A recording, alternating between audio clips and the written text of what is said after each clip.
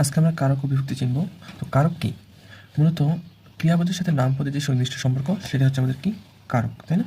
আচ্ছা, এটার সাথে আমাদের অতপ্রতভাবে জড়িত আছে কি বিভক্তি। বিভক্তিটা কি? বিভক্তি হচ্ছে আমাদের কোনো একটা শব্দের সাথে ক্রিয়াপদের যে সম্পর্কটা জন্য শব্দের সাথে কি কোনো একটা শব্দ বা শব্দ উচ্চারণ যুক্ত করে দেওয়া হয় সেটা হচ্ছে আমাদের বিভক্তি, তাই না? এই যে বিভক্তি আমাদের এখানে দেওয়া হয়েছে টোটাল বিভক্তি হচ্ছে 7টা।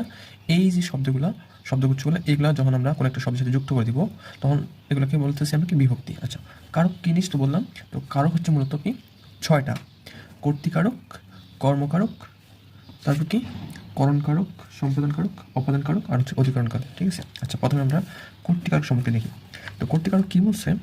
বাক্যের কর্তাকেই বলা হয় কর্তৃকারক। তাহলে আমাদের একটা বাক্যের যদি দেখি রহিম বাড়ি যায়, ঠিক আছে? তো এই বাক্যটির মধ্যে যে বলছে যেটা কর্তা, মানে যে কোনো কিছু করতেছে বা বলতেছে সেটাকে আমরা কি বলি? কর্তা বলি না? তো এই কর্তৃকারকে মূলত সেই কর্তাটাকে বলা হচ্ছে কর্তৃকারক। ঠিক আছে? তাহলে এই বাক্যের মধ্যে যে কর্তাটা থাকবে, মানে যে হচ্ছে কাজটা করতেছে, কোনো কিছু বলতেছে, কোনো কিছু করতেছে, তো ওই কর্তাটাকেই বলা হচ্ছে আমাদের কি কর্তৃকারক। ঠিক আছে?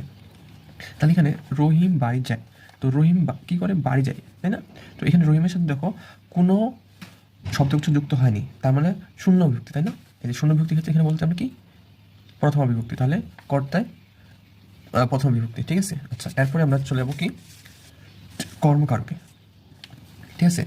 কর্মকারকটা কি বলছে? যাকে আশ্রয় করে কর্তা ক্রিয়া সম্পন্ন করে। কি বলছে তাহলে?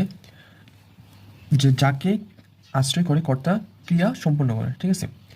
তাহলে কোনো কর্তা যদি কোনো কাজ করতে যায়, কোনো কর্ম করতে যায়, তাহলে যেটার উপর নির্ভর করে বা অবলম্বন করে বা আশ্রয় করে কাজটা সম্পন্ন করে সেটাকে আমরা কি বলছি? কর্মকারক।